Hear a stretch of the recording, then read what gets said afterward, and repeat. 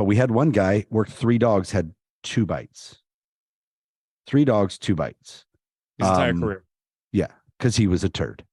He was lazy, worried about other bullcrap, not worried about doing the job, and again, listen, you don't measure a guy's workload by the amount of bites he had. That's a dangerous way to live. However, we're out there running and gunning. This is a violent city.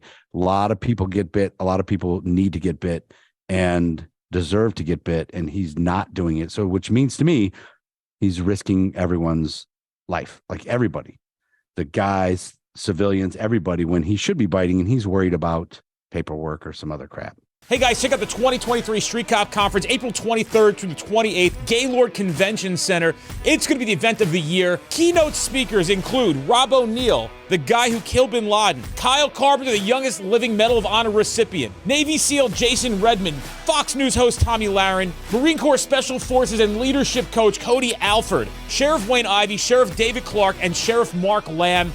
It's going to be one hell of an event. And on top of that, we have all of our instructors and additional instructors from other companies going to be at the event, giving you everything they know for you to have a successful career and get the results you want to get in the field as a police officer. On top of attending the event, you'll get face-to-face time with every instructor attending the event, and all the keynote speakers will spend time with you. We got special events all week, giveaways, nightlife. It's going to be really, really worth your time, energy, and effort. I promise you, you will not regret it for a second. To register for the conference, check out streetcop.com, click conference, and everything you need will be there on the homepage. If you are looking for a room, just click book a room.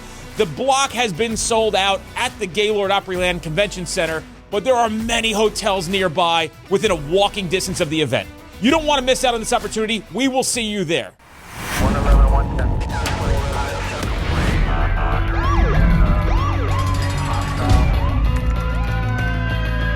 You training to be a street cop? Hey guys, welcome to this episode of the Street Cop Training Podcast. I'm your host, founder, and CEO of Street Cop Training. My name is Dennis Benino, and today we have with us Eric Stambro. The O is a part of his last name, but he's made it very clear that he's not Italian. Yeah. Which, unfortunately, to his detriment, he will never get to experience the wonderful world of being Italian and having everybody in your family think they know what they're talking about and has no fucking clue what they're talking about. Welcome to an Italian household. So, without further ado, I appreciate you being here. You could tell us about who you are, what you do, all the other shit. I'm not Italian, but I do talk with my hands a lot. Oh, that's cool. So you'll probably see these big hands come in and out of the camera. Wait, were you an operator? Like, were you like an operator, like SWAT and shit? Yeah. For almost 15 nobody years. talks more than Italians with their hands in SWAT operators, because you guys are always doing this fucking little maneuver here, right? Like that. Yeah, like that. Yeah. You're doing those fucking, like, we're going this way, we're going that way. You take your 2 hands and like you're directing traffic. It's so fucking funny. And so like there's like the arm, like you guys do like the Tyrannosaurus arms. Yeah. And you're like, and you go like, yeah, that's it. Like it's everything's about where you're gonna point that fucking muzzle. And also how big the pizza is that you're about to eat. Or which way the beach is, that one. Gotcha. So, yeah, my name is Eric Stambro. I am over in Ohio. I retired from Canton, Ohio Police Department in November of 2018. I've been a cop since 93. I worked at some small little departments. Then I worked at Canton for 23 years to finish out the pension. And then I still have a commission at a small place called Alliance, which is a great department, really big on training. But I keep a commission there. But I'm owner of this VanEss canine back here. I train and sell police dogs. I also own Ridgeside Canine, Ohio, which is pets. And then I have my own podcast called Working Dog Radio. Myself and another guy, Ted, are co-hosts. All right. So VanEss Canine Training, Canine Academy. Tell us about your experience with dogs, how you got into this. And then we'll go into some of that shit. Then I want to hear about your training thing. Yeah, so I got hired at the PD in 1996. Like I said, I worked at some small places, no dogs there. Got hired at Canton in 96. I'm from Canton, so that was my hometown. Very busy place. I always say Canton is a drug and crime infested shithole dump. However, it is a target-rich environment for actual police work and canines. I got on the PD, did patrol, did undercover narcotics, back to patrol. Got into canine at the same time. We were a part-time SWAT team. I was on SWAT for about 15 years. Was a shield guy, a banger, a sniper, all that stuff on a team. We're busy. Like one call out a week is pretty busy for a part-time team. mostly dope raids. And then I came out of the dope unit in '05, bid K9, got on K9 in September of '05.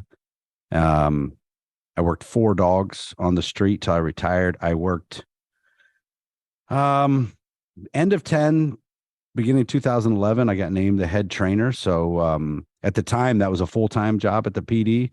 They made me work a dog and be the trainer for a while. I took a leave of absence for about 4 months and went and trained dogs for the Navy SEALs out on West Coast for a little bit, and then came back, and then they reinstalled me as a full-time trainer, and I did just dogs and firearms until I retired. Yeah. So how many cool. dogs are you guys training a year and selling to these agencies? I'm smaller. I'm about 50 to 70. Sometimes less, but never more. I think 68 is about the most I've done in a year, but I have 8 kennels and it's just me. I have 27 employees on the pet side, just me on this side. So it's a lot of work. Did you always have like an affinity for dogs? Like when you talk to Brainard, I don't know if you spoke with him, but I think he had like grew up literally like having like 17 German Shepherds as fucking pets. It's like a wild shit like that. No, my mom hated dogs, so we had no dogs growing up. I always wanted one, but we had none. And I remember when I was about 4, we had a dog, and I think her name was Sherry, if I remember right. And one day we come home and Sherry's not there. She must have ran away. Pretty sure they got rid of my mom. She just didn't like dogs. So as we grew up, when I got on the PD though, the K9 guys that were there were shit hot. You know what I mean? They were always on every call, the tip of the spear, so to speak, that cliche, but real busy, good dudes. They had a bunch of turds prior, and those guys were all gone. All the guys that were handlers were rock stars. They at Canton, the handlers don't have to handle regular calls or like accidents. It's just canine calls or any kind of violent call. So canines end up going to domestics and things like that. They do have to handle that, but so it's a pretty good gig. And at the city at Canton, it's the only gig there with a take-home car. The chief and the canines, that's it. Nobody else. So there's that advantage. You know, it's a wrong reason to get into it, but it was a pretty cool little thing, because I lived about 35 minutes from the PD, so that was actually kind of a pay raise using their gas. You know, as I travel the country, we speak about canines in my program, and I hear a theme from time to time of like, yeah, I mean, we have a dog, but our handler's a piece of shit, right? Our handler's a fucking bum. And typically it's usually they got the dog through some kind of nepotism where somebody they know got him the spot, and these guys are just unmotivated fuckheads. So I'm curious, what makes a handler a turd? So it's unmotivated, not wanting to be at work, in it for the wrong reasons, in it so that they get time off of the street and get to go to training. They don't do anything at training. They're not out there volunteering for those calls, being the first guy on that call. They're just, it's like a culture thing. I just interviewed a guy on my podcast who has a huge training group with like 89 dogs. And I said, how do you handle the turds? What do you do? Because when I took over, we had some in the training group, some slugs. I just changed the culture of the training group by leading in from the front, getting the bite suit. I'm the oldest guy there, still doing all the work. Setting that example, not letting the guys sit in the car on their phone, get out, help, do this, do that. Professional development for everybody. And that's what the guy we had on the podcast said the same thing. He's like, you just have to set the environment. The turds then will leave because they don't want to do the work. You know what I mean? We had our unit was busy. Like we had 6 dual purpose dogs. And as a unit, we were getting a bite a week, which for a 80,000 person city, that's a lot. But we had one guy worked 3 dogs, had 2 bites. 3 dogs, 2 bites. His entire career. Yeah, because he was a turd. He was lazy, worried about other bullcrap, not worried about doing the job, you know. And again, listen, you don't measure a guy's workload by the amount of bites he had. That's a dangerous way to live. However, we're out there running and gunning. This is a violent city. A lot of people get bit. A lot of people need to get bit. and deserve to get bit, and he's not doing it. So, which means to me, he's risking everyone's life, like everybody, the guys, civilians, everybody, when he should be biting, and he's worried about paperwork or some other crap. You know, what's interesting to me is even after I left the police department, an article came out when it was cop bashing season, and it said that I don't know, it might have been that still held the most use of force reports at the police department. I'd be gone a year or two, right? Nice. So I try to explain to people, same concept. If I'm doing 10 or 15 use of force reports a year, and I'm one of the most active guys at the agency, and on top of being active, I can assure you that me and a handful of other people on our shifts were the ones being chosen to go to jobs that had potential danger. So I'd be cleared off of shit very quickly when something really hot was coming in. So, you know, it wasn't not just me, other guys on my shift that they knew, our radio people who were cops, worked in the field with, said, there's a lot going on here. It looks like it has the potential to get very dangerous, at least very physical. We're going to send, and it's the same cars every single time. Dad, what are you doing? You done with that report? You got enough for your report? Yep. All right, we got a hot one coming in. I got 16 guys fighting at a bar. So-and-so, you available? Yep. All right, back. You're heading out there too. And then, you know, you have other people jump in, but they want to get those primary cars out there they know that can handle a situation like that. They're not calling like, you know, dainty little daisy flower who we know can't fight for their life. So on top of all that, then I look at people who were in the same field that I was in, worked in the same area that I did, and didn't do use of force reports for 5 years. How is that possible? And it comes down to one thing. They're not doing their job. I didn't go and beat people up. I was met with violence when I showed up, and I had really good IPC skills, but if I couldn't communicate with them at some point without taking action in the sense of employing physical force, I would put other people in jeopardy, including myself. So I understand the science behind it when you get these people who are non-cops and critics. And when I say non-cops, I'm even including people that are cops but aren't really cops, because there's no shortage of those either. There are plenty of cops who wear the uniform and pretend like it's Halloween, but have never done this fucking job one time, and they're fucking no help. And unfortunately, at times, some of those people are on command staff. So I get that. I think a canine handler turd is no different than a patrol division turd, a detective turd, right? Correct. You know, and I do believe that, I don't know if it's the nature of the world, the universe, that some guys are shit magnets. I really do believe that. Sometimes it's just the nature of where you position yourself. If you're patrolling in your beat and you're actively, you know, land sharking, creeping through the alleys, shit's going to pop off when you're around. It's just the way it happens. Like, I was involved in 4 line of duty deaths while I was working. We have 175 guys in the department. I had 4. Wow. And shit just happened to me. Right. The last year that I was on patrol without a dog, I had, it's like 245 felony arrests I made, but I had 53 IA complaints that year. 53, almost all were use of force. Cleared on every single one of them. It was just people trying to get out of court cases, you know, by claiming that we did. A guy claimed I tased him in the balls. We didn't even have tasers, you know, that type of stuff. That's cool. Yeah. So it was just super busy, and it's just, I don't know, it's kind of how you put yourself out there, how that works. Stuff is just going to happen to you. Like, it happened to me way up into late in my career. The last guy I shot and killed was just a few years before I retired. It was just, that's the way stuff happens to certain people. Kid calls me like a year ago, and I've talked about this in the podcast in the past, but I haven't brought it up recently. Or I didn't call him, sorry, he sent me a message on Facebook, and I get these messages typically right after class, or they attended a class, or a couple weeks after when they have results. Everybody's excited, man. You get your perspective change. You learn what police work is. You realize it's not tickets and running random plates and being a dick. It's just the opposite.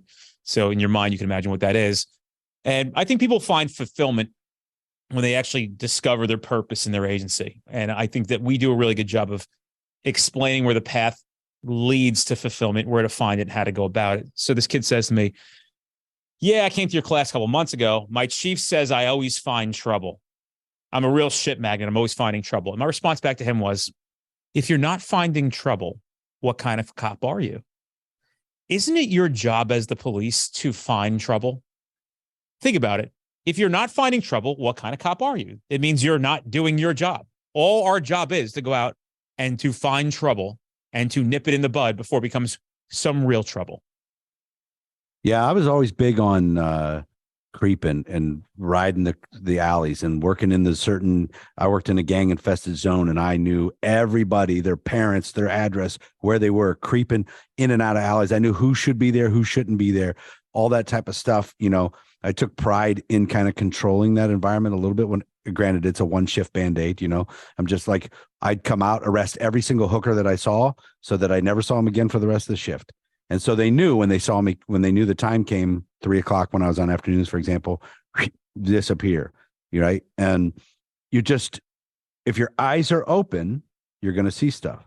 If they're closed and you're sitting behind a building, you're never going to do anything, What about if you're worried about running a license plate and getting a return on the computer and 26 of those every fucking minute? Let me tell you this. So I was at Canton 23 years. I never wrote a single speeding ticket. I wrote some other tickets, looking for dope and things like that. If I stopped you in Canton and you had a driver's license, it was so rare. I let you go. I go, did you just kill somebody? They go, nope. I go, get out of here. Like couple hardcore dudes too,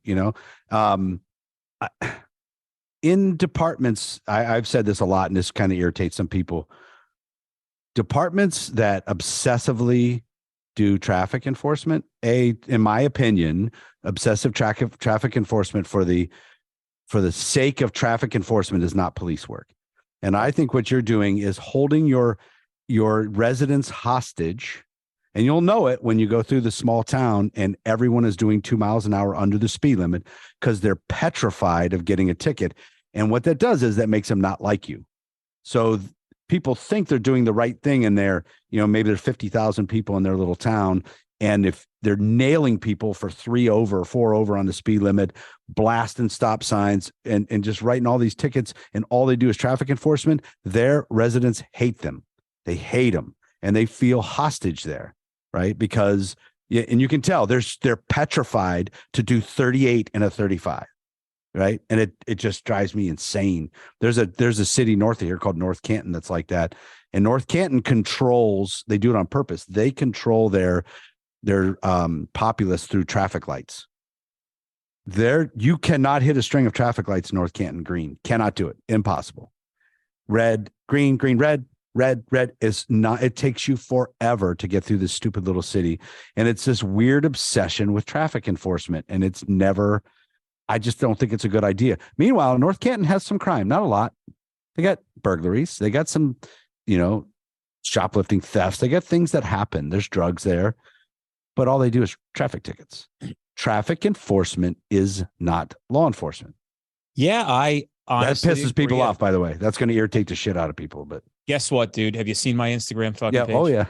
You know what I mean? So you don't have to tell me, bro. I get who my audience is. And honestly, that's how I feel about it. And, he said it drives you insane. Is it because there's just so much better shit that we could be doing with our time than writing fucking speeders? You're better off going around and shagging doors and meeting business owners than writing fucking tickets for bullshit. Right. I get school zones. That's a little different. I agree. Actual productive, protective things. But sitting there running, I see a guy in a small town running radar, especially rear antenna radar. Let's talk about rear antenna radar. Let's even take one step even further. And I beg these guys, I'm like, if you're going to go back and you missed the whole joke about what I said today, right? You missed every point that I did. You're going to go back and you're going to go out and write these corny ass tickets all day.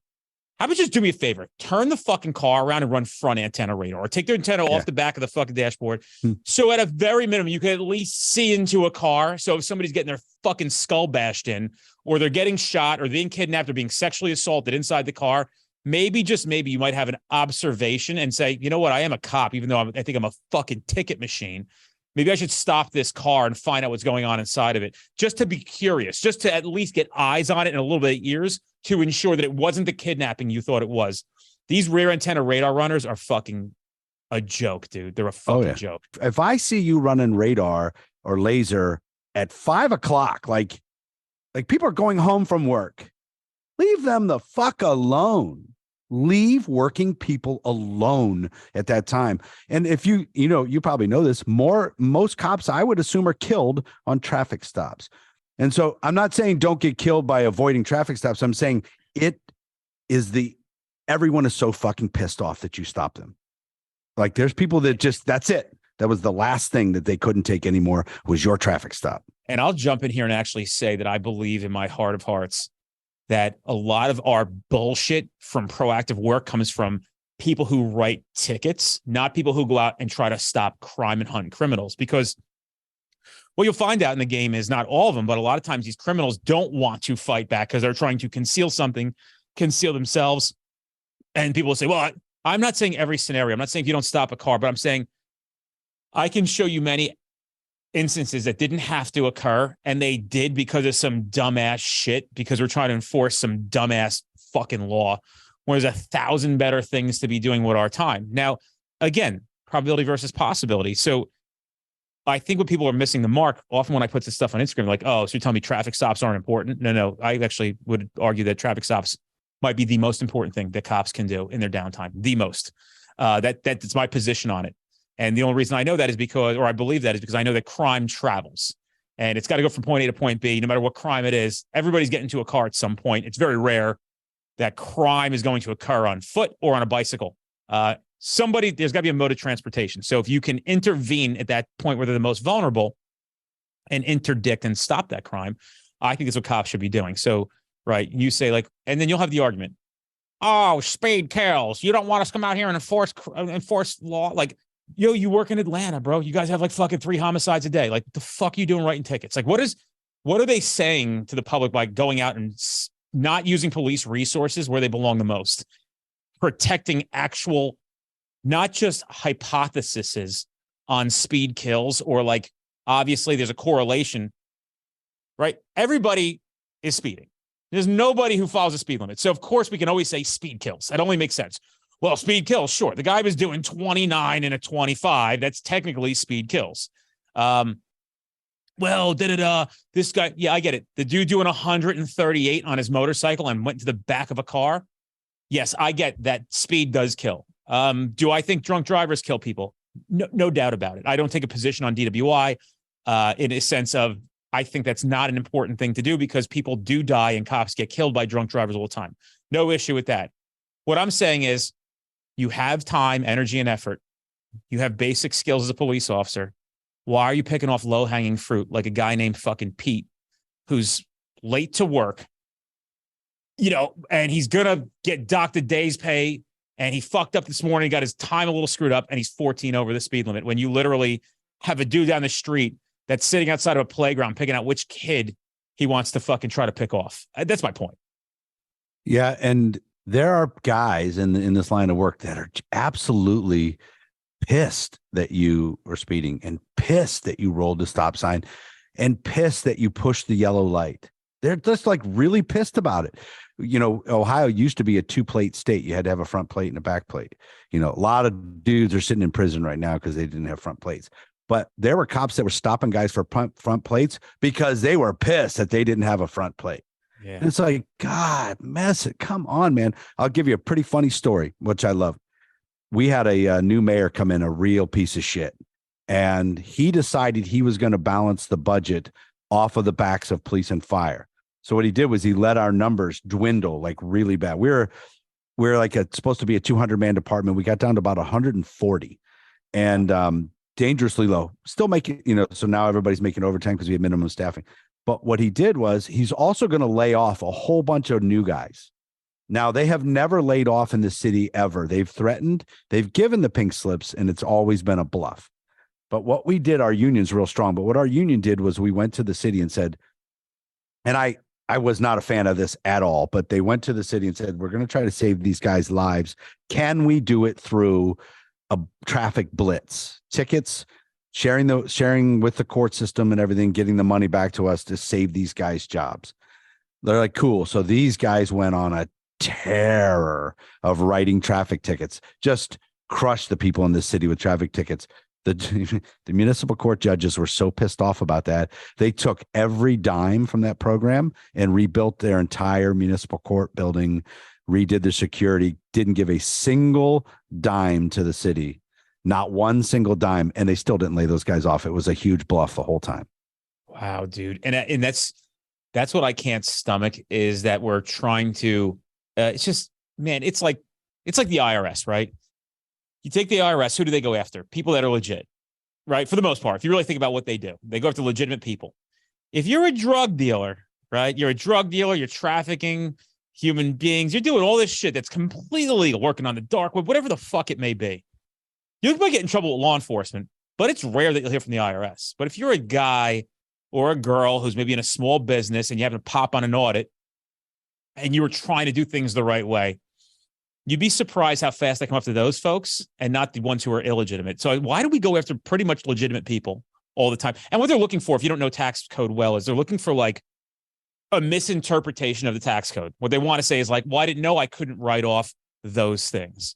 Well, no, well, I mean, I reported them. I just didn't know I couldn't do that. Like, and they change it like, you owe us $6. They'll spend countless man hours, like no bullshit, this is real, countless man hours as an IRS agent to get and recoup like $4,000, $5,000 from like a regular Joe, right? But the people who are out there, like these cartel leaders and these fraudulent fraud fuckers and all this crime that's going on, that's just a little too hard, you know? And I'm not saying they don't have agents designated to, but why don't we have all agents designated to that? It's the same theory. You know, why are we going after Joe, the fucking blue-collared guy? Because he'll pay it. Yeah. And dude, like they know it's just, it gets frustrating at times because we have to focus our energy and efforts where they deserve the most. And it's a conversation I've been having lately with the current status and criteria of what we are getting as cops and who we have as cops. So we got to begin to balance what our priorities are. And I got to tell you, using human beings as an ATM machine for 7 over the speed limit when you're also a hypocritical piece of shit and do the same exact thing in your off-duty hours, I have a real problem with that. And if you want to go out and stop criminals, I could always tell you that, like, when I locked a dude up for selling drugs, I wasn't a hypocrite because I don't sell drugs. When I locked a guy up for stalking a girl and I got it on a cold stop, right? And I get consent because I know something's wrong and I'm going to find like manifests and all this weird shit, right? And he gets charged with stalking and goes to jail for that. I'm not hypocritical because I don't stalk anybody. You know, that's the point I try to make. People misconstrue that message. And again, I was that guy. I wrote tickets. I look back, I wrote tickets when I shouldn't have wrote tickets. I didn't know what else to do. I wanted to be proactive. I ran random plates. I ran rear antenna radar. Nobody ever told me after 3 police academies that was not police work. I had to figure it out on my own. I remember the first time I heard about what police work was, because I recognized after like 9 months of effort, I'm like, this can't be right. I mean, we're just stumbling across these traffic warrants on random plate inquiries. And I'm hearing stories 10 towns away that they're getting these guys. And I'm like, what are we doing wrong? And all we had to do was find somebody who showed us what we were doing wrong and how to do it right. Yeah. Here's a little thing I used to do. If I was sitting at an intersection and somebody would stretch that light out, right, and run through the red light, you, me, every single human being does it. Everybody would turn and look at me at the intersection. Every single person at the 408 would look at me. I'm like, fuck. So I'd go pull the person over and I'd say, listen, we're going to stay here and talk. And I'm going to act like I'm talking to you till all of these people leave. And then I'd say, listen, there's only 2 reasons why you push that. 1, you're going too fast, or 2, you're not paying attention. Correct both of those. And I'm not going to give you a ticket because I ran one of those lights yesterday. Every single person does it. You can't be a hypocrite. And most traffic enforcement guys are. Oh, they're fucking hypocrites, dude. They're hypocrites. They're just the most hypocritical motherfuckers in the world. And I got to tell you, it's just it's such an easy ship to climb aboard because you can show production. It takes no talent or skill. It takes no skill to write a ticket. It takes none. It takes zero. I could teach anybody at this office right now, the 19 employees that sit here today, well, actually, probably about half of them know how to write tickets because they all used to be cops, to go out right now and write. I can show here. Here's a LiDAR gun. How does it work? Press the trigger and hold the red dot on the bumper of the car that's coming. You'll hear it click, and then you just like look at it and see what it says. Oh, it says he's doing 71. Well, then he's doing 71. What else do I need to know? Nothing. You can stop that car now and write the ticket. And in the LiDAR notes, you got to write LiDAR number 643. And then you're done. Like, how do you fill out a ticket? Yeah, here it is. Actually, matter of fact, now you don't even have to fucking handwrite these things anymore. You just scan their license, select a charge, and hit enter, and it prints out, and you just go give it back to them. That's it. Yep, that's all. Perfect. Easy. Easy. You couldn't take somebody in literally 10 minutes and train them on how to identify, stop, and bring to justice the criminal element. It takes skill. No, it takes passion. It takes dedication, and you've got to have that real desire to understand the art and craft of police work. That's why men and women who are good at catching criminals and good at this job take great pride in it, because it is an art form. There's nothing artistic about writing tickets. There is nothing. What I think is cool about my department is they understand the nature of the crime in the city for the most part. So 99% of the guys are not certified on laser or radar, and there are none in any of the cars. You actually have to you have to go sign them out if you want to do it. And the only time they would do that is if there's a federal traffic enforcement grant. Even our traffic enforcement guys, they have them. They don't do it because they're too busy handling crashes, because nobody in Canton can fucking drive. Like, everybody crashes. So the traffic enforcement might as well be called the accident bureau, because that's all they do. Yeah. And actually, I wish we had it like that where I was at. I hear that a lot of traffic guys, if you go to traffic, you're writing ticket, you're doing the crashes the whole time. That's your job. Not where we were. We did it all, man. Patrol had to cover everything. Yeah, it would have been nice. But I think about these people that I've known throughout my career that were in these traffic divisions. And I got to tell you, for the most part, they're all cut from the same cloth. Sometimes you run across the guy or girls like, hey man, like, I hate to be in this division, but the schedule's better. It works with my kids. It's the only time you can go from a 5 and 2 to a 3 and 3. Like, it was a real big opportunity for a better life. I get it, right? Like, and they're always defending it. Like, dude, I only write like this, like really bad people. Like, people are doing like 28 over. That's all right. And I'm like, oh, I get it. Like, I don't take these shots. One, because it's not true, but two, I'm trying to help people understand what police work is. So I'm essentially talking to me of the past. If Dennis Benigno, circa 2003, would have heard some conversation like this, I would have said, you know what? I never heard of anything like that. So I don't just say that. I say, here are the tools, the resources, and the tactics that you need to go out and do good police work. Simple shit. Just basic stuff. It's the same amount of effort, better results.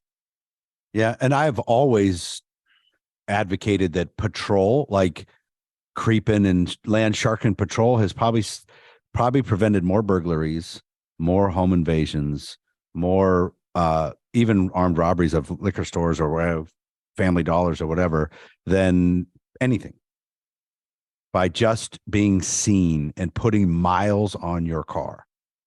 I actually had a police department back when I was, it's like 1994. I was interviewing at a department, and they said, what do you do? I go, I believe in putting miles on the car, checking businesses, getting behind them, driving in and out all over the place. They didn't hire me because of that. They're like, yeah, we're trying not to wear out our cruisers like that. We would rather you just sit and run radar. I'm like, yeah, I'll have a good day, guys.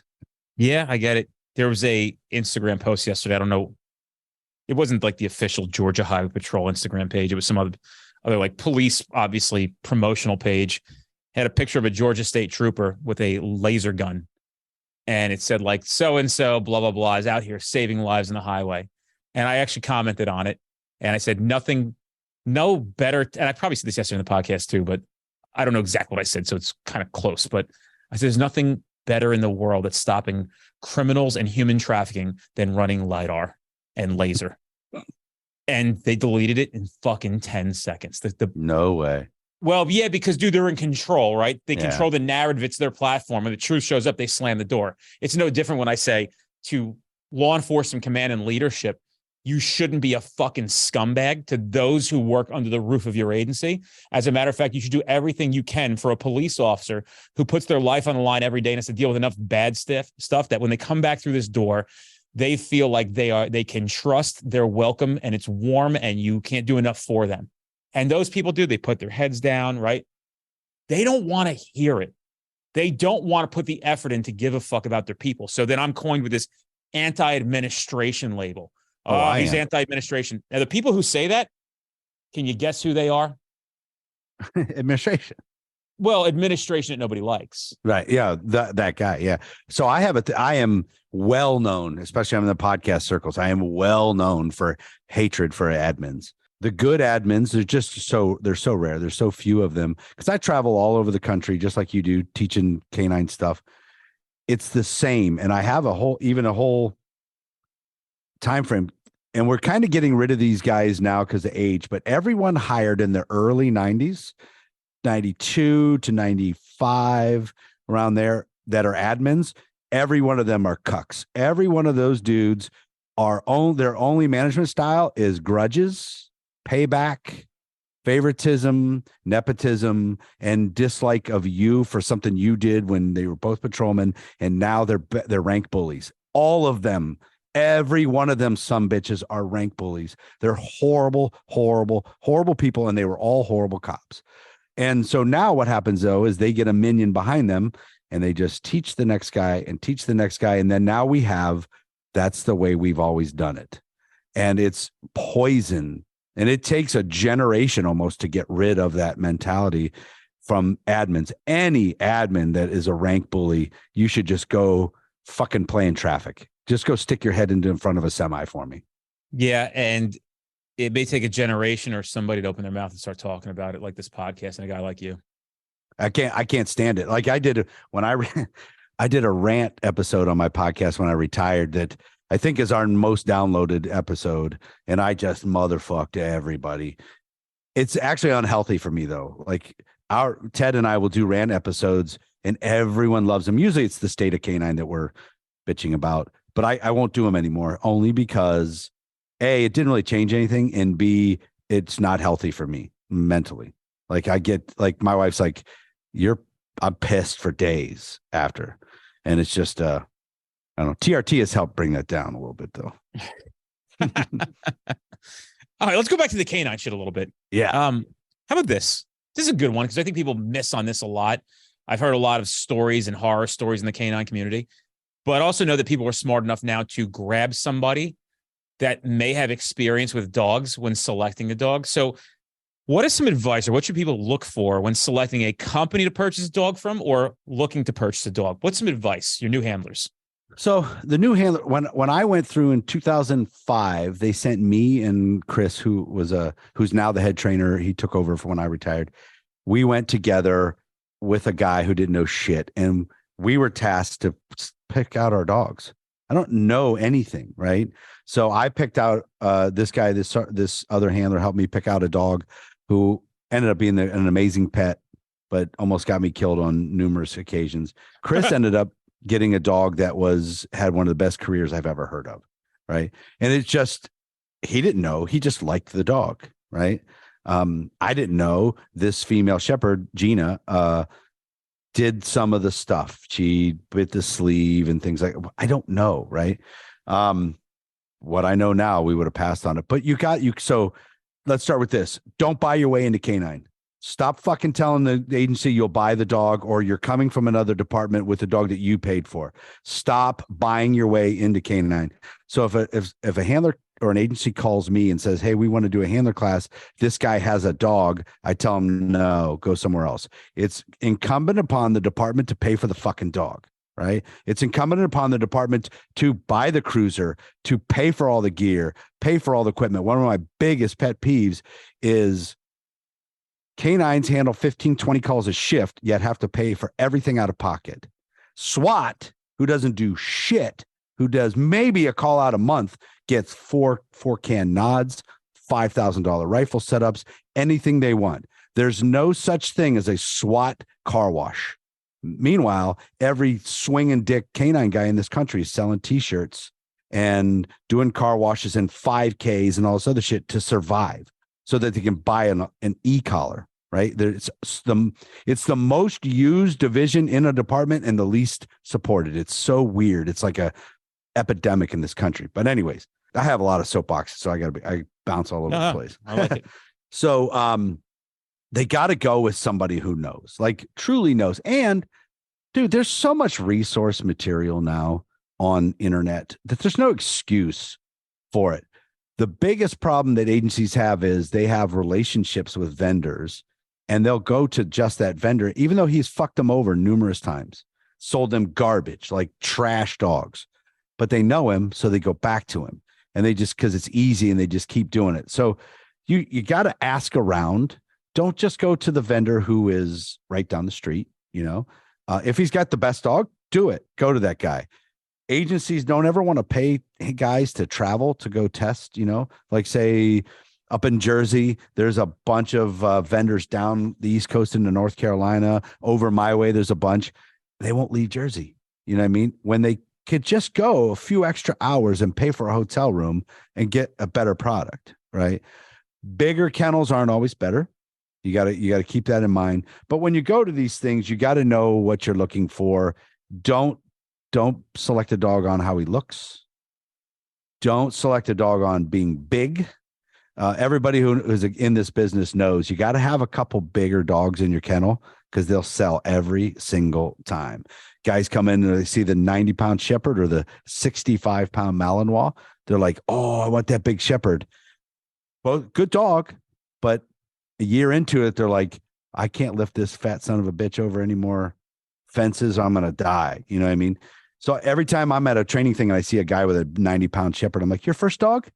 Like, how'd you know? Because your next dog is going to be this 65-pound Malinois, right? So don't select based on looks. Don't select based on size. Don't get pigeonholed into German Shepherd only or Malinois only. Look for best dog. So if I have a department that contacts me and they say, we only do Shepherds, I tell them, take me off your list, pass on them as a client. I only get Shepherds now on request because there's so many bad ones anymore. My vendors in Europe know you got to send me an apex predator if it's going to be a Shepherd. They got to be a 1%er because there's so many bad ones. But the agencies will say, the sergeant who was a canine in 1994 will say, you can't give a Malinois to a new guy because they're crazy. They're insane. You can't do that. I'm like, it happens every day in this country where we give green dogs, Malinois to new guys, the military every day, every single day. And it works out just fine. Well, that's my opinion. I'm like, well, go away then. Go to someone else. So you got to look for best dog and you got to know what you're looking for. If you're listening to this and you're a canine guy and you're kind of learning the thing, the fastest thing, the easiest way for you to fail a dog is take them off property. If the vendor will not let you take him off property, even if he goes with you, you got to move on because the dogs are rock stars on property, rock stars. Take them off property to Home Depot and just walk around and watch if that dog's confident or if he falls apart. Take him onto slick floors, open metal steps, like almost like not quite a fire escape, but kind of similar, the metal steps that are open in the back. Make sure he goes up and down there. Dark rooms, get him up off his feet, have him jump stuff. Most dogs I fail are environmental failures. So at a minimum, you have that. You'll eliminate half the dogs that you're looking at. Say you go into a place, you look at 10 dogs, you'll eliminate 5 of them on environmentals in 5 minutes apiece. Then you can start narrowing it down. And depending on the kennel, if they say, hey, he's on a bite sleeve already, well, he should be pretty good at that. If he's on it, he should be pretty good at it. If you come to me, my dogs are on a bite suit already and they're good at it, right? It's still considered a green dog, but wherever level they're at, they need to be really good at it. They don't need to be finding dope yet or explosives. And the other big thing is hunt.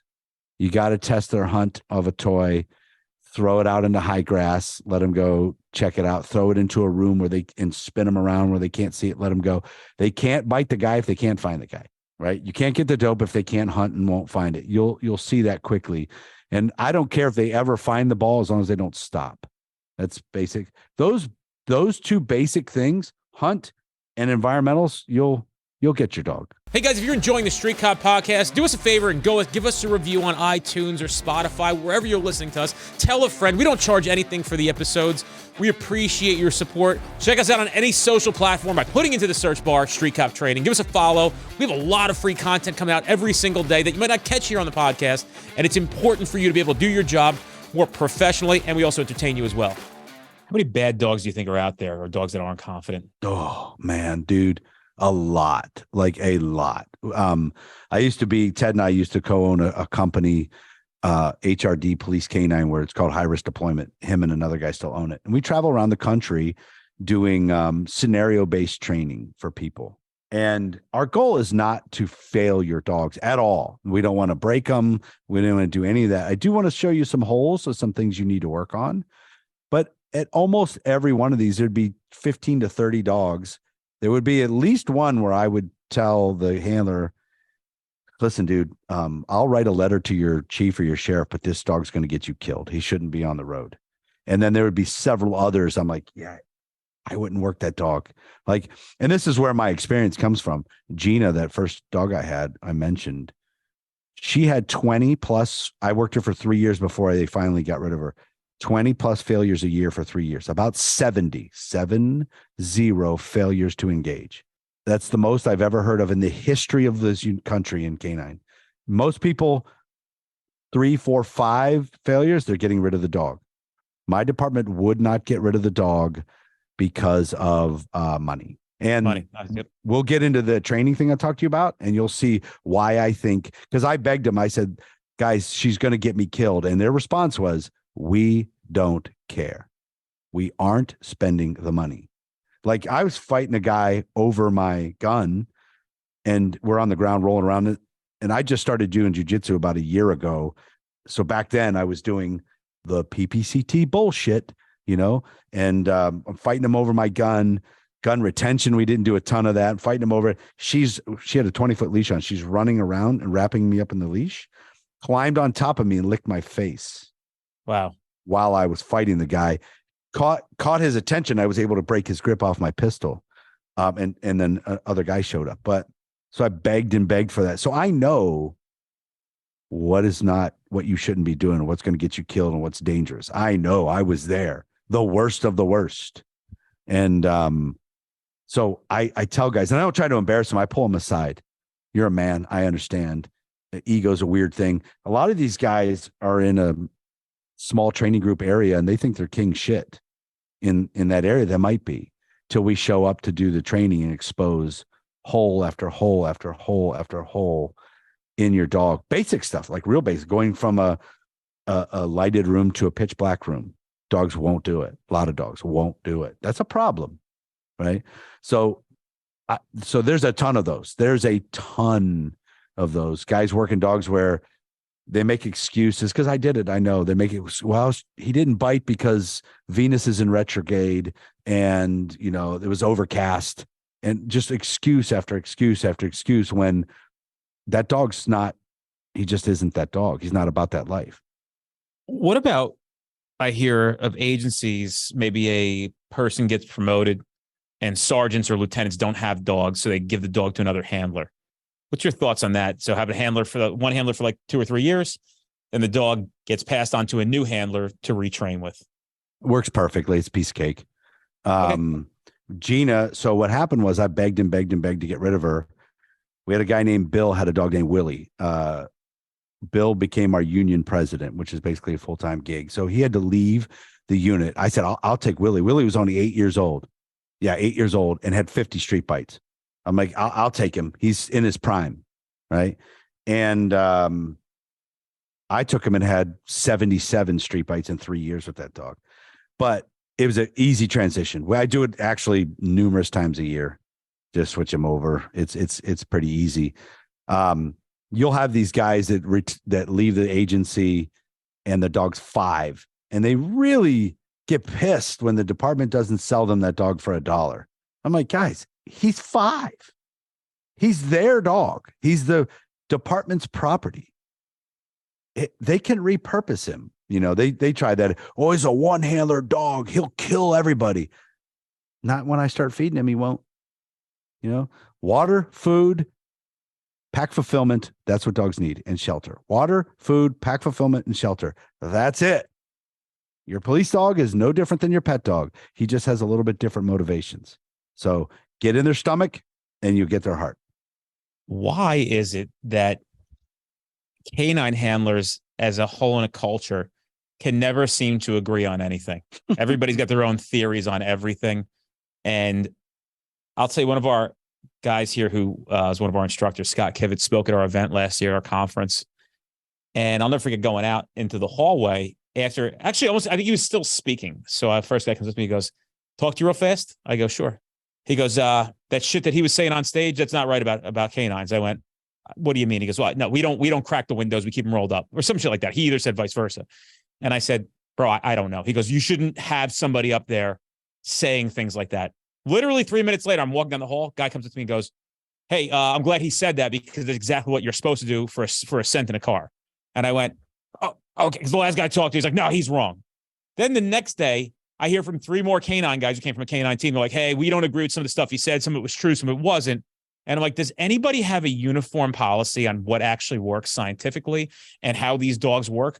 Or is it just one big, this is my theory game? Because that's all I see all the time, these canine fuckers. Yeah, they have a lot of problems. And it's the same thing with pet dog trainers too. Just dog trainers, dog people in general. It's that the whole thing of 3 of them, 2 of them, they can all agree that 2 don't know shit, whatever that is. So most of what guys know about dog training or dog handling is what they were told by the other guy, the guy before them, or in their little area, their little unit. If you set every trainer down in this country, say that there was only one pure, true scientific way to do everything, one way, and you could show them reams and reams and reams of paperwork and scientific data, that's the only way. Most of the guys, if they weren't told that by their other dude, aren't going to believe it. You can show them, they're just not going to believe it. I have reinvented my training system numerous times since I was a handler, since I started. So when I took over as trainer, I didn't like a lot of things that the old trainer did and I didn't really know much. I just knew there has to be a better way. We're just creating a lot of conflict with these dogs, old school methods, like from the late 80s, early 90s methods. But guess what I did when I took over as trainer? My first class was exactly identical to the previous classes that guy did, because that's what I know. And then I started going places and learning for other people and going to conferences and attending certain classes and going to seminars and working. And then I started changing. I changed to a better system. Well, guess what? I changed that system and I changed that system again. Currently where I'm at, 5th or 6th iteration, I think I've got it pretty dialed in, pretty set. And then I get a fucking dog who doesn't conform to this system. And I had to change some things because of a certain dog. So I let dogs teach me a lot. They're not robots. I have 3 or 4 things, say on detection. Say I'm imprinting, I'm pointing because I have my boxes over here where I imprint odor. I have a pretty good way that works on most dogs. And then you'll get a dog that doesn't work on. So I have a way to change that, right? Then that one doesn't work. And I have another way. I have about 3 or 4, and they seem to have covered most dogs. But canine trainers and handlers are infamous for the jamming the square peg in the round hole. They're infamous for it. And if it doesn't fit their round hole, it's wrong. And they're just flat out incorrect. You know what I mean? Like that guy talking about, say, the window's up. Does that work for you? I mean, have you had success? Does that kill it for you? Awesome.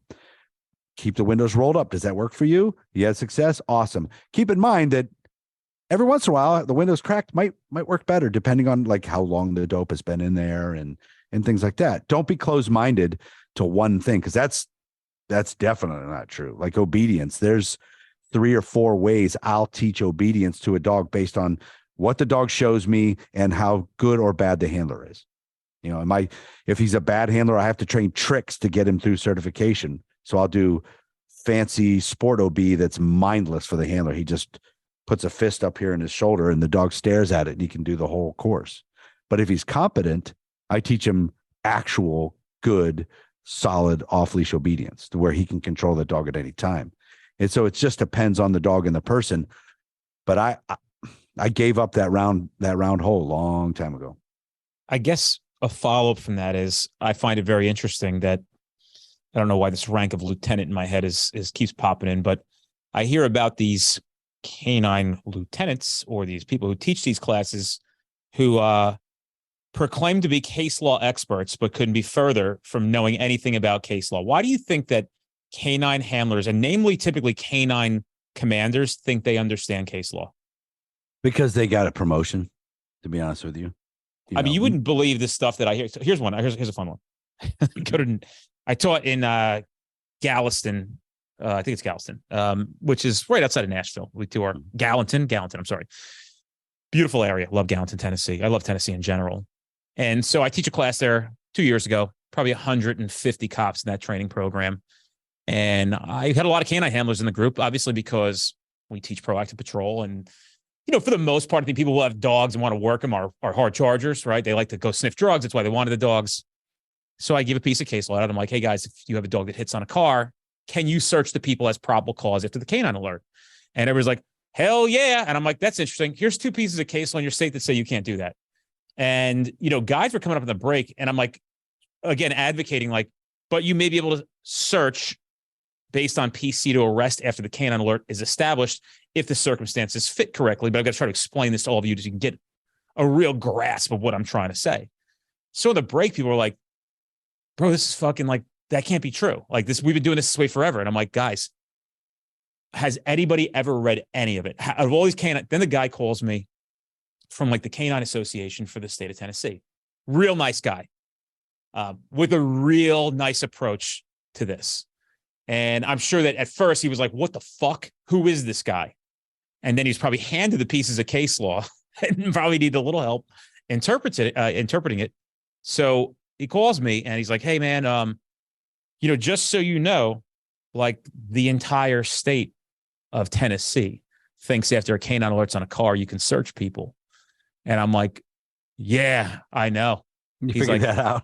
Yeah, he's like, but what you said to that class, like, we got to take a position on that, so like, we didn't know that. I go, that's why I do the class.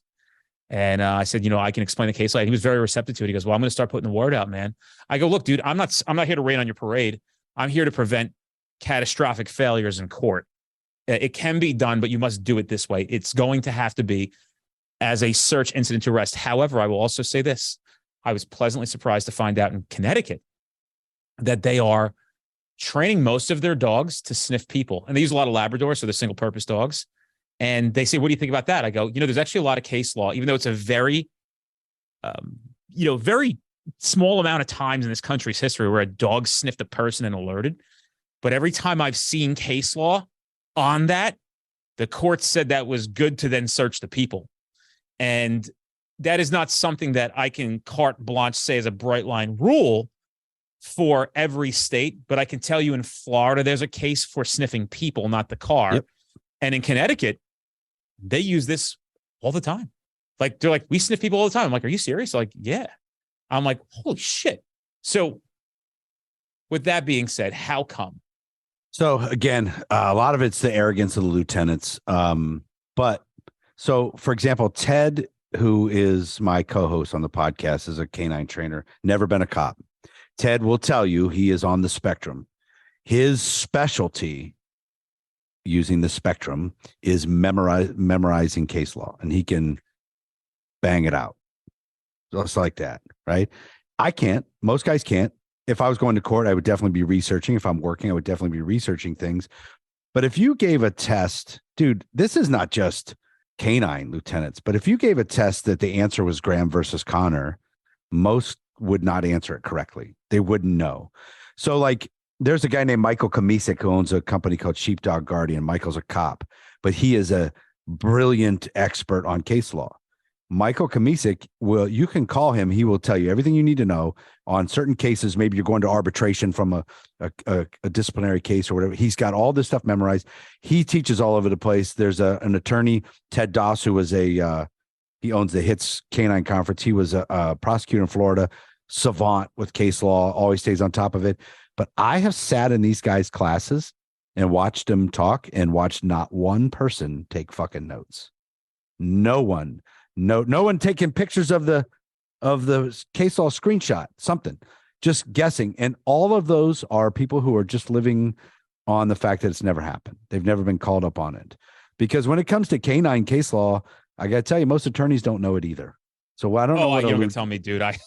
Judges definitely don't know. No, listen, 99% of people in the legal field have no idea what the law says. And when you actually understand the law, you know how true that is. And it's wild and it's flabbergasting. And, in my class, one thing I advocate people to buy a book that makes case law easier to read. Nobody buys it. The other thing I say is, look, I'm not trying to get you to remember what case it is. I'm trying to get you to remember the facts of the case, what action was taken, and why it was permissible. So, for example, I taught a class this week, Kenosha, Wisconsin. And we talked about Rawlings v. Kentucky. I promise you 95% of people forgot about Rawlings v. Kentucky, but what I needed them to remember from that case was two things. One is that the Supreme Court addressed admission equaling probable cause. Admission to an offense satisfied probable cause. Number two, you don't have to handcuff somebody first in order to search them incident to arrest legally. Now, we talked about the practicality of that for the most time when you want to handcuff somebody first, but there are times where we're not going to handcuff somebody when we're probably seeking to achieve a larger law enforcement objective, like gaining consent to search, being that consent to search is analyzed on a voluntary and freely basis for the most part. And one of the factors that courts will use to determine whether or not the consent was voluntary was the use of handcuffs. So if you're going that route and it's not a serious, dangerous situation, we don't want to employ handcuffs, but you do want to search incident to arrest and get that over with. So you got to document as such.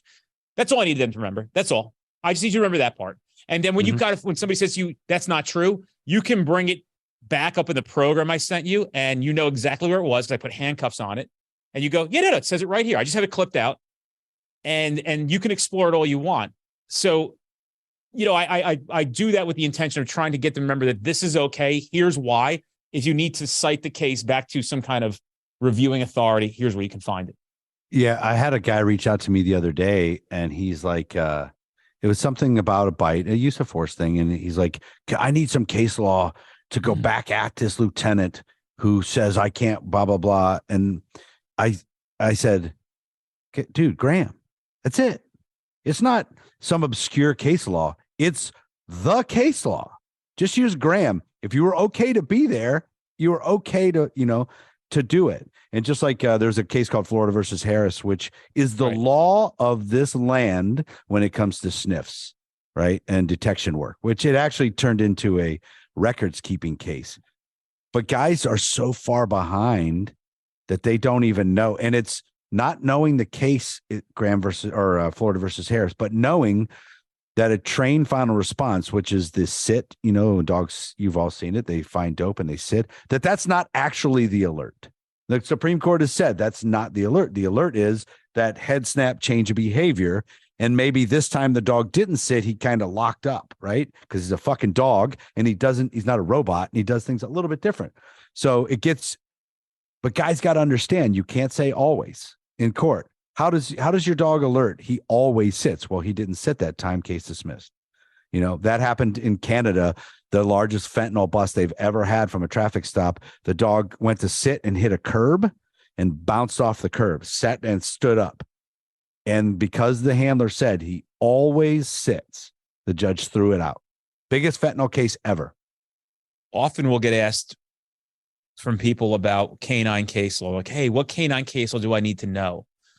Well, there's two kinds of canine case law. There's canine case law to address the actual canine, which is not only Florida v. Harris, but also U.S. v. Place was the first one, 1982 out of the U.S. Supreme Court, when they certified the dog's sniff as being something known as a Latin phrase, sui generis. And I didn't do any research before this, but sui generis means its only purpose is to detect the odor of narcotics or not detect the odor of narcotics.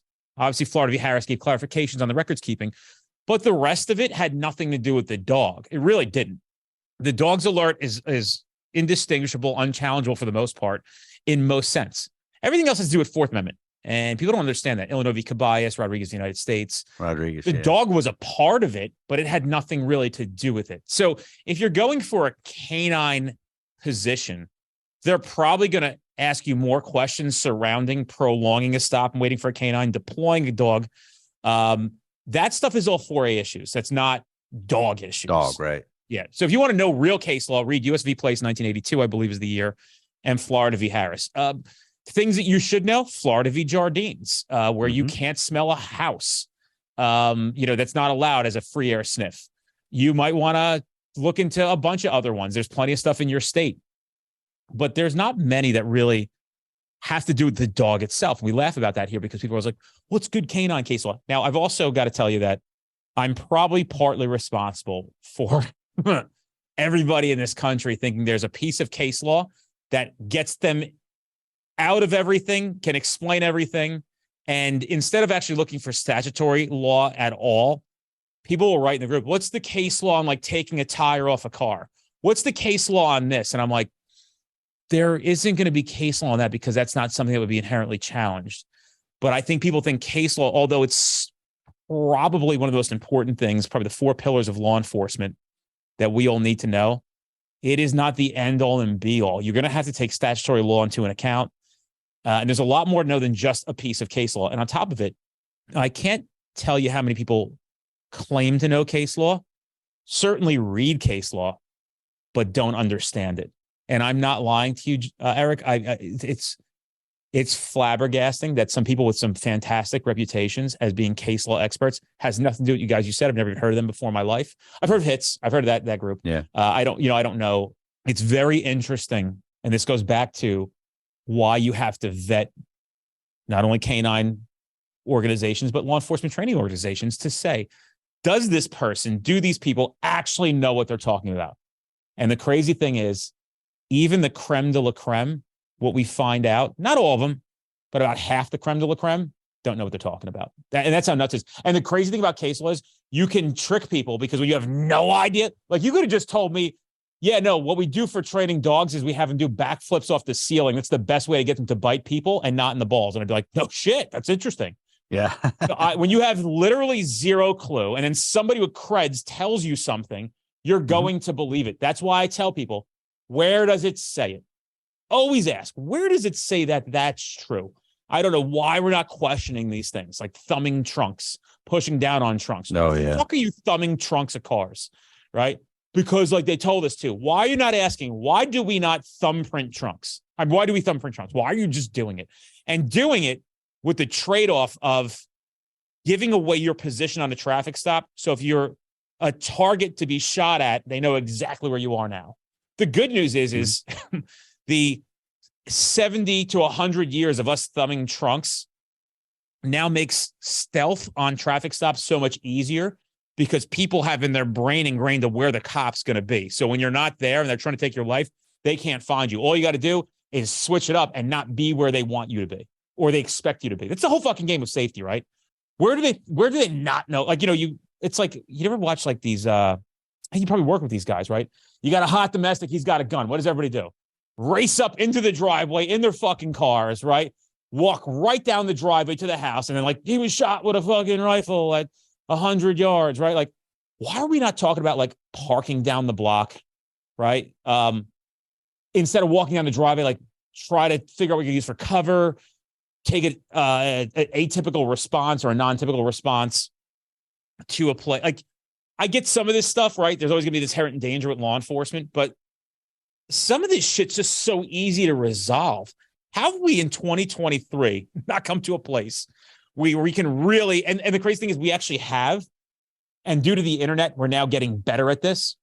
It's because these fucking people at these training, whatever the fuck they are, and these in-house trainers and these local experts, they never let any other thought come in except theirs because they knew how to do it their way. Except their way's been wrong the whole fucking time. You go to an academy that's telling you to thumbprint trunks and push down on trunks. They're fucking wrong, and I can prove it. And I would be a guest at your academy to explain why to their fucking faces. And the reason I'm so adamant about this is because if you teach cops how to do that, that's how they fucking die. And on top of that, you still got academies that are primarily teaching cops to make traffic stops on the driver's side of the car, which is fucking nuts. And I can prove it. Yeah. I can prove it's fucking insane. And motherfuckers are still mad at me for saying this. So you don't die. Yeah, it's crazy. I've seen people call you. You've mentioned it. I've seen people get on there and say, just blast you on it. Like, well, that's what we always do, driver's side. I'm like, okay, man, listen, you're just getting lucky. That's all. You're just pulling over people who aren't going to kill you. Funny, dude. So we didn't have an FTO program for the longest time. It was just senior guys working with younger guys, right? When they get hired, and they would come out and ask about the thumbprint. And I would tell them, listen, you are you could just put a pecker track on there. That's about just touch your dick to the trunk. There might be even a little DNA on it. That's about better than putting your stupid fucking thumbprint on there. Yeah, dude. You know, funny thing, back up real quick to Jardines. So when I was a handler, lots of times I got called by the dope unit to go sniff a house. It was a grow operation, right? Every time grow operation, they're trying to get your dog would hit on the dryer vent every time. And I always remembered going up there with my dog going, A, this is fucked up. B, I'm going to get killed. I'm just walking up to sniff this dude's house, right? With a bunch of guys in plain clothes. And I'm in a uniform with a dog, but still. And I was always like, yeah, this doesn't feel like this is right. Like it worked. I mean, there's a lot of dudes sitting in prison with massive grow operations from dogs sniffing their fucking dryer vent. But during my time there, then Jardines came out and kicked. I was like, thank goodness, because I just always felt like I was going to take a fucking rifle shot to the head there. Yeah. And one other thing that popped in my head from way back when I first got on the job, talk about case law. I remember there used to be a law in Ohio called importuning. And what importuning was, you could not ask a person of the same sex for sex that you didn't know. So it was going after homosexuals is what it was. So in Canton, there's a park system that's one of those homosexual hookup parks, one of the worst as far as that stuff goes in the country. When I say the worst, I don't mean it's the worst because it's gay. It's predators doing it, actual predators.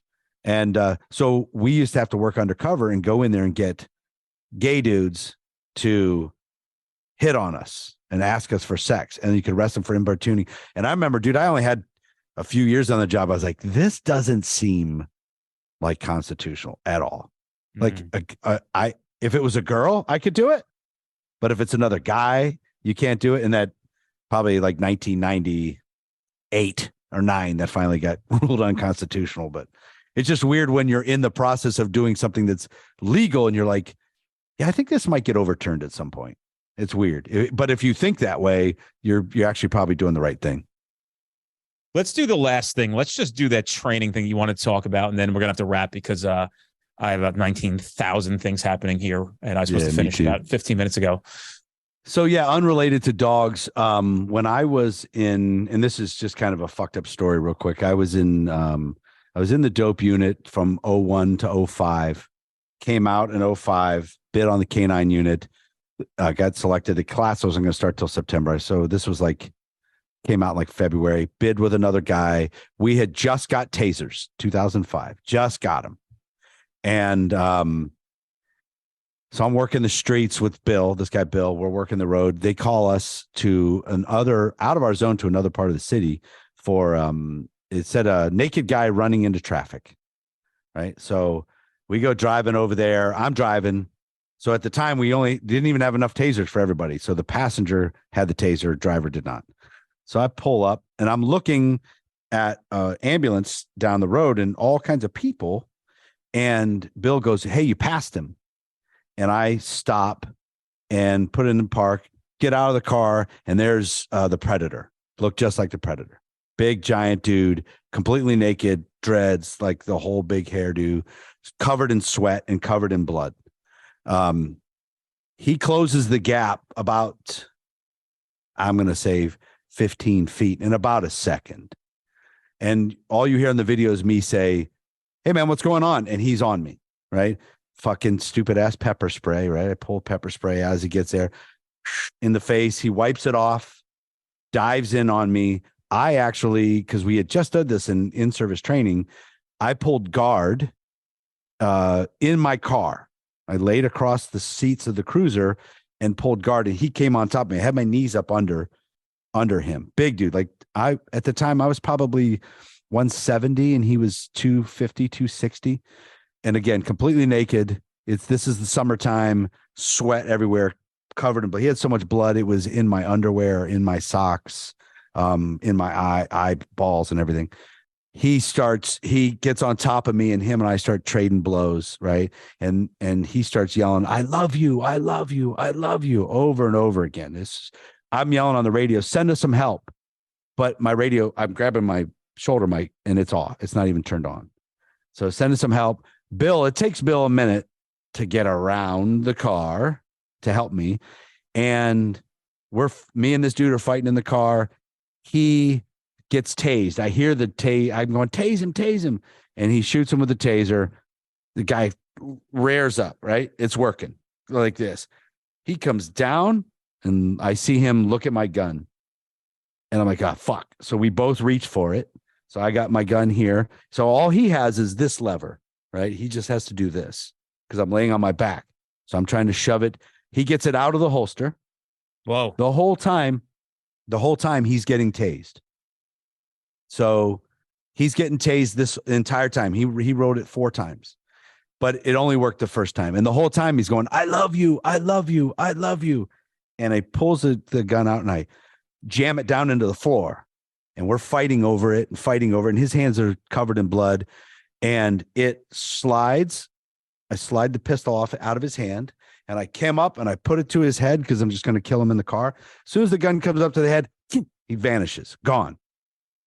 Well, what happened was Bill and a fireman had grabbed him by the legs and just jerked him out of the car. So I'm coming up, just about to kill him, gone. Hop up, holster, jump on top of him outside the car. He's laying down there going, I love you. I love you. I love you, like that. I get him cuffed and I get his shoulder down and I turn his head. So I'm kind of up on him. I got him pinned down pretty good. And he stands up and knocks me right off of him like nothing in one moment. So I ended up kind of pile driving him back down onto the pavement. And I got him on his side and I'm doing what I know is stupid fucking brachial stuns, the old school bullshit that they used to teach, hitting him in the side, trying to get him to stop because he keeps about to get up. We're pinning his legs, but he's on his side. We don't have him laid out. Takes a bunch of people. They come and get him. They ship him off. We were 4 blocks from the hospital. He dies on the way to the hospital. Right. So I held off the fireman until he stopped he would look at me and then start trying to get up. And as soon as he stopped doing that, we put the board under him, shipped him off. So I'm like, wow, that was fucking crazy, man. He must have been on PCP or something. And they come back and they call back and go, he died. I'm like, well, I don't know what to tell you. So later on, the autopsy comes out and everything, and they charge it. They rule it as excited delirium, as you can imagine when I'm explaining all this. Excited delirium. We had never heard of excited delirium back then. This was, like I said, 2005. California had a bunch of cases of it. Portland, all those areas in Canada, but around in northeast part of the United States, there wasn't a lot of excited delirium cases. We again had never heard of it. But now I know a lot about excited delirium. We end up having a lot of classes about it. He's naked because they're boiling. He was 108 degrees and his heart exploded, basically, is what happened. Wow.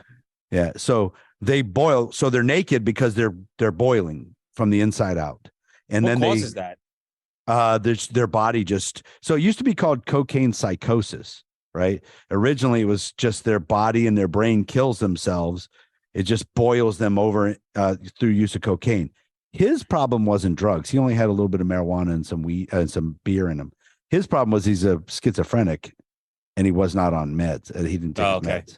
So this was an all-day event. We ran into him about midnight, 1:00 in the morning. He started this at like noon. So when you get that guy who's naked in excited delirium case, they're pretty much dead already. If you get there, and it's always involving a taser, because that's what's going to happen. It always involves law enforcement. What this guy was doing is the cars are driving down the street. He's running 35 miles an hour. He's running full speed and diving headfirst into their cars. Smash, putting his face print in the car, getting knocked out, getting up and running into the other. And it took 5 of those before anyone called us. So what I saw when I pulled up was he'd smashed into an old lady's car, got on the hood of her car and was just jumping up and down. And she probably thought she was dying. Right. And, but then they're covered in blood because they have this weird affinity for glass and they break all the glass in their house. So what he did was he broke the windows out and raked it with his arms and cut deep into him. All excited delirium cases have that. And they have a weird thing with water. So he you go into the house and the floors were squishy because he had to baptize the house. He had to cleanse the house. And that started at noon, and no one called to tell us all this stuff was going on. So I get, because I'm a dumb fuck, I go back to work the next day. I didn't take any time off. I go back to work the very next day. I had to turn in my duty. Everything was covered in blood, so I had to get different stuff. But I go back the next day. I'm there a couple of days. The chief then puts me on administrative leave. Me and Bill. There was a few other cops there, but Bill and I get put on administrative leave. They're thinking about getting rid of Taser. They think maybe the Taser killed him. This was pretty early on before the autopsy, and then it comes back excited delirium. At the time, I was on the union board of our police department. I was the treasurer, and we were going through contract negotiations. So in contract negotiations, there's no rank. So it would be members of the mayor's office and the chief of police.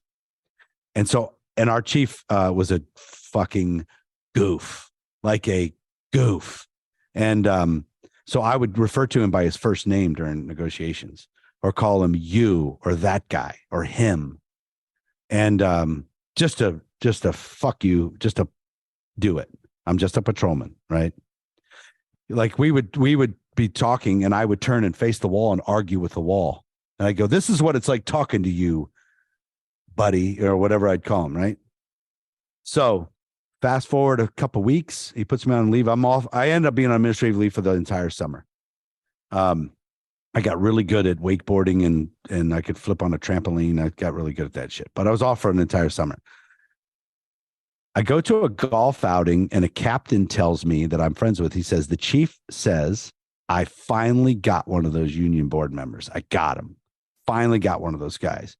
And this motherfucker walks murder charges on me across the street to the prosecutor's office. The prosecutor kicks him out, calls us and tells us what he did. He ran it through regular grand jury, and I was cleared. But this fucking guy was going to try to ruin my life and put me in prison over getting back at me for contract negotiation theatrics. Wow. Right. Going to try to put me in prison for life or whatever, years, because he was mad at me for contract negotiation stuff because I called him by his first name and didn't refer to him as chief. And I got to tell you, that was 2005. I never recovered from that. Never recovered from it. I hated admins and was a miserable motherfucker the rest of my career. If you can see this on video, so I'll have to watch it. This tattoo on my arm of that very angry person, that represents me when I left, like an absolute rager at all times after that. And so goes to grand jury, no problem. I get into canine, and I'm in canine. Remember, I told you about Gina for 3 years. And I begged for help. I begged him. I said, I'm going to get killed. And their response was, because he was still the chief, I don't care.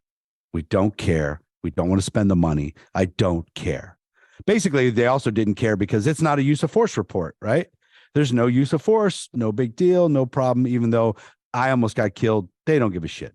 So 2008, the family sues us.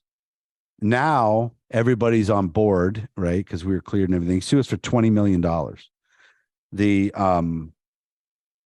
jury ruled in favor of us. And the judge did not give us qualified immunity.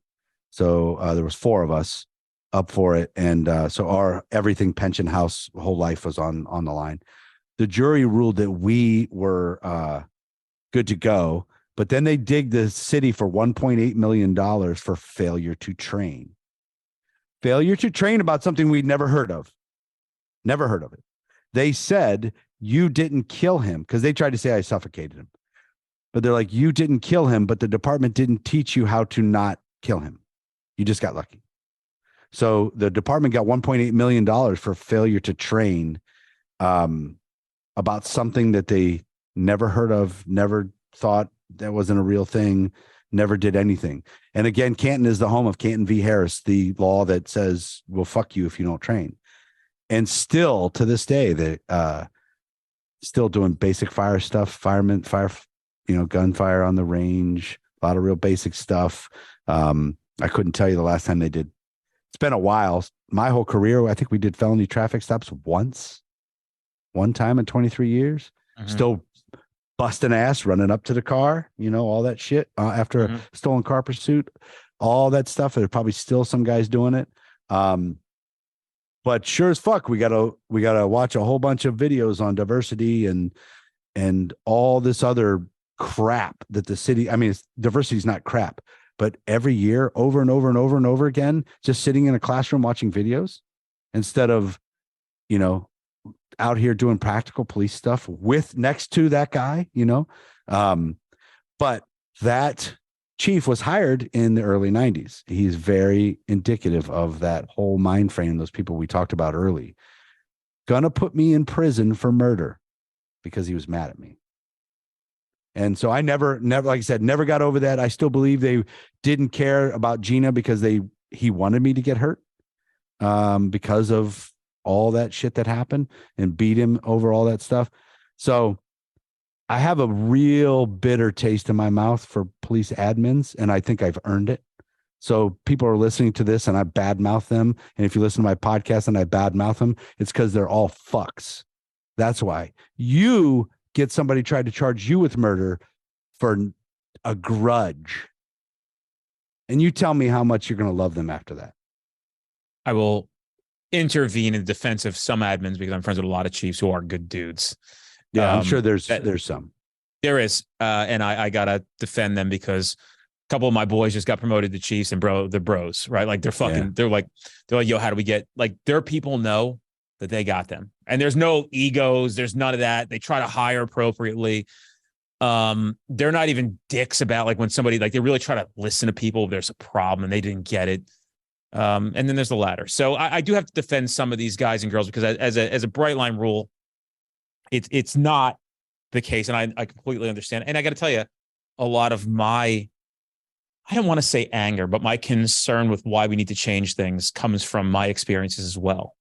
I mean, no bullshit. I'll tell you a very quick one. One night at a traffic stop, I knew something was wrong. To make a long story short, I dug into this kid. He ended up helping a 15-year-old run away from home. So he was 18, took his friend, drove her to the airport. So right on the side of the road, I call the Port Authority police. They get on the plane. She's literally on the plane going to Kentucky. Some dude she met online. She's 15. She met like a 38-year-old guy. They take her off the plane. I write the report, the whole nine, gets sent down to his town. They charge him. And I don't think the kid needed to be charged, but they charge him. That's what they wanted to do with it. So they charge him with, like, endangering the welfare of a child or some shit like that. Because he was 18, but he, like, knew her. It was like, the girl's like 2 grades under him, right? He just was a friend. He was trying to help her out. But unfortunately for him, he was 18. I write that report. I'm like, man, this is, what a feeling, right? What a feeling that I rescued this girl, even though she might not have known at the time. I'm like, man, I'm like on fucking cloud nine. Later that night, same day, I see a car on a road in our town, and this guy passes in like almost rush out. Like, it was a busy night. He goes on the other side of the road, pounds it, and almost causes like 11 deaths. I catch him at a path mark. I throw it in drive. I'm thinking it's a hot car. I'm like, this guy got to be fuck. We called him because it was signal 45 for us. I'm like, this is possible for. I don't want to call it out because, like, I don't want people to get fucking nuts yet. I'm like, so now I'm like, my adrenaline's pumping. I'm a newer guy. I'm probably 3-4 years on. So I fucking race. I fucking follow him. I'm trying to get the plate in to make sure it's not stolen. I'm like, worried about it. And he abruptly stops. And I literally bumped the back of his car. Right. Now he's looking at like 14 points in tickets for the fucking shit that I saw. This was some of the, into my mind, I can tell you some of the craziest driving I ever saw in my life. So much so I was convinced the car was stolen. So I come outside, I look at the damage, and I go, there's my hand to God, Eric. I swear everything that I love, there was not a mark on either car. It was like just a bump, but we got cameras. And I'm not going to take a chance of like not reporting this, right? And then getting something on me. Or this kid coming in later and complaining that I didn't report a crash. So I said, you got to stay here. I'm like, whatever. I'm not going to give you tickets. I'm like, what the fuck? He was like nervous about getting the tickets. He didn't care. He's like, nah, dude, don't even worry about it. Like, if you're not giving me the tickets, I don't care. I'm like, yeah, I know this game. Then fucking he'll tell somebody what happened. They'll say, go report him. You can get money. You'll claim, anyway. So I call Sergeant. We do the report. He's like, there's no, and I'm like, you're just writing the thing. I come into work the next day. Terminal Affairs is waiting for me.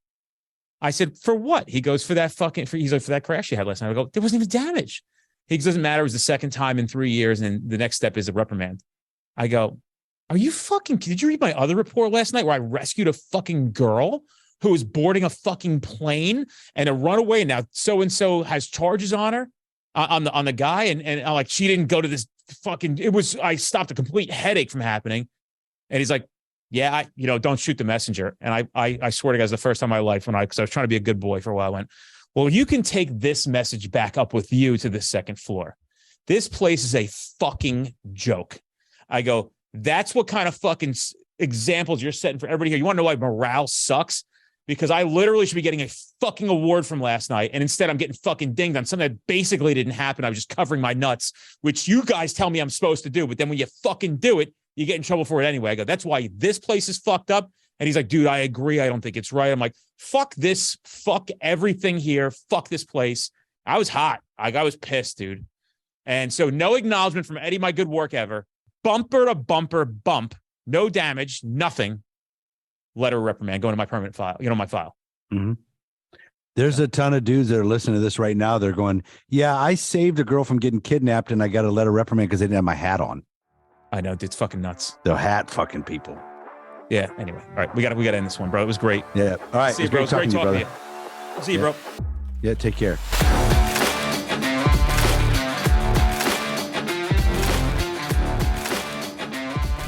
Guys, if you're in an area where you're trying to get to our classes, but we're not close to you, fret not. We actually have on-demand training at streetcop.com. You can take that course online right now, and then you could attend that training in the future at no additional cost. You can redeem your voucher, so you get 2 for the price of 1. We don't want to deny you the ability to take this training now, especially knowing that it can keep you safe at a very minimum, putting bad guys in jail where they belong, and at the maximum going home to your family.